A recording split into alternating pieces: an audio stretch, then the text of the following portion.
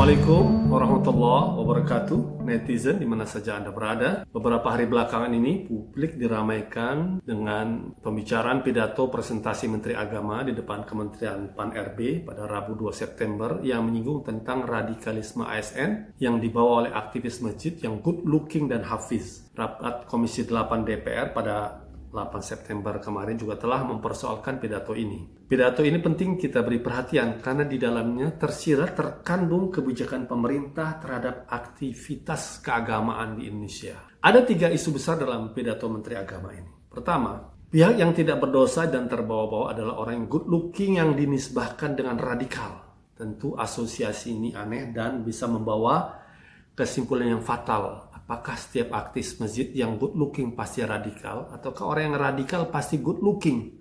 Sehingga memunculkan kesimpulan aktivis masjid yang good looking tidak boleh aktif di masjid karena mereka orang radikal. Padahal good looking tidak good looking bukan pilihan manusia, itu ketentuan Tuhan kepada mereka. Dan biang dari good looking seumur dunia manusia ini adalah Nabi Yusuf alaihissalam, orang yang sangat mulia. Ini kesalahan pertama, menghubungkan radikalisme dengan good looking. Kesalahan fatal kedua adalah radikalisme dikaitkan dengan hafiz, yaitu para penghafal Al-Quran. Apakah ini berarti seluruh hafiz radikal dan seluruh orang radikal itu hafiz? Kesimpulan ini lebih berbahaya lagi, karena ini akan berdampak pada pelarangan terhadap berbagai lembaga tahfiz Quran, penghafal Quran di seluruh Indonesia. Nauzubillah min dzalik. Padahal para penghafal Quran telah dimuliakan oleh Rasulullah Sallallahu Alaihi Wasallam dalam hadis riwayat Bukhari, hadis sahih, khairukum man ta'allama al-Quran wa 'allamahu. Sebaik-baik kalian adalah orang yang belajar Al-Quran dan yang mengajarkannya. Kesalahan fatal ketiga adalah tentang definisi radikalisme yang tidak jelas yang disampaikan oleh Menteri Agama, sehingga definisi ini bisa menjaring semua orang yang aktif dalam keagamaan. Pertanyaan kita, apakah satu radikalisme yang dimaksud itu terkait dengan kelompok teroris yang membunuh manusia yang tidak berdosa? Kalau itu yang dimaksud, mereka itu musuh kita bersama. Atas warga negara seperti itu, negara harus melakukan deradikalisasi dan atau pidana penjara yang keras kepada mereka. Satu. Kedua, apakah yang dimaksud radikal itu adalah gerakan takfir kaum Khawarij, yang dalam Islam adalah gerakan kelompok agama yang mengkafirkan orang-orang di luar kelompok mereka. Kalau orang seperti ini, mereka telah dicela oleh Rasulullah, dicela oleh seluruh ulama Ahlussunnah wal Jamaah. Mereka ini harus kita luruskan pahamnya. Ketiga, apakah gerakan radikal yang dimaksud adalah mereka yang tidak menerima NKRI dan Pancasila dan akan menghancurkan NKRI dan Pancasila?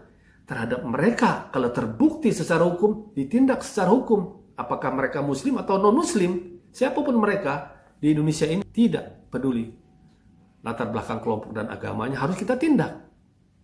Keempat, ataukah radikalisme itu termasuk juga demo besar anti penistaan agama yang pernah ada di Indonesia, demo 212. Padahal mereka melakukan demonya dengan tertib, terkendali, menghormati peranata hukum, menghormati sarana demokrasi.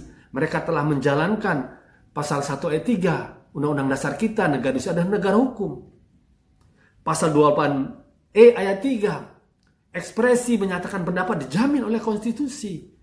Pasal 29 ayat 1 dan 2, negara berdasarkan ketuhanan yang Maha Esa, negara menjamin setiap penduduk untuk beribadat menurut agama dan kepercayaannya itu. Terhadap mereka ini jelas, mereka ini menjalankan aturan undang-undang dasar kita. Maka penting bagi Menteri Agama untuk mendefinisikan radikalisme yang dimaksud seperti apa.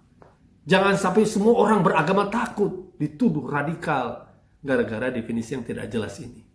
Terakhir, pesan saya kepada Menteri Agama yang terhormat dan kepada atasan Menteri Agama, Presiden dan Wakil Presiden, bahwa amanat konstitusi di pundak Presiden adalah untuk mendorong warga negaranya cinta agama, berakhlak mulia, mencerdaskan mereka, bukan menakut-nakuti mereka terhadap agama.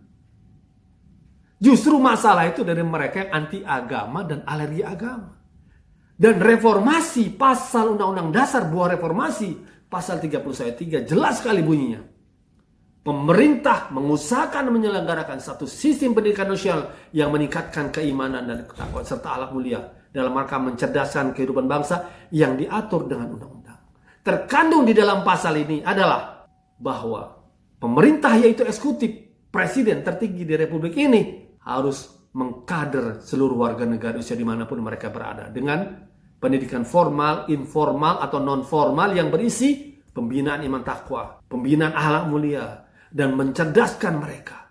Kalau ini tercapai, maka Indonesia akan menjadi negara maju, negara terhormat, negara teladan. Karena kita telah membangun warga negara kita dengan iman takwa, akhlak mulia, dan mencerdaskan mereka. Itulah juga yang dicita-citakan oleh lagu Indonesia Raya. Bangunlah jiwanya, bangunlah badannya untuk Indonesia Raya. Mari kita bersatu untuk mewujudkan cita-cita kemerdekaan kita, cita-cita proklamasi, cita-cita Pancasila, ketuhanan Yang Maha Esa, dan 4 sila lainnya, dan cita-cita Undang-Undang Dasar Pasal 31 ayat 3, Gerakan 313. Allahu Akbar, merdeka!